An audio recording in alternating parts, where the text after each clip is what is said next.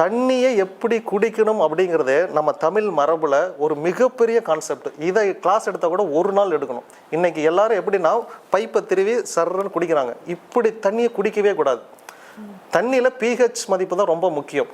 தண்ணிங்கிறது அமைதலாக இருக்கணும். ஃபஸ்ட்டு நீங்கள் ஒரு காப்பர் பாத்திரத்தில் தண்ணி ஊற்றணும்.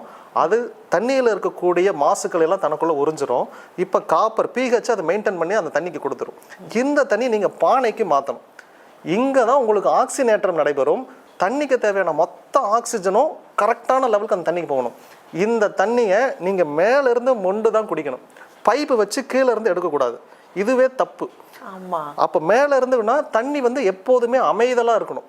அமைதலாக இருக்கும்போது அந்த தண்ணிக்கு சக்தியை தண்ணி குடிக்கிறதுக்கு நம்ம தமிழ் மரபில் இவ்வளோ சொல்லி கொடுத்துருக்காங்க. இப்போ நீங்கள் கொஞ்சம் தீர்த்தம் கொண்டு வந்து இந்த பானையில் ஊற்றிட்டீங்க அப்படின்னா மொத்தமுமே இப்போ தீர்த்தம். நீங்கள் தீர்த்தத்தை குடிக்கிறப்ப உங்கள் உடம்புல இருக்கிற வியாதிகள் குணமாயிரும்.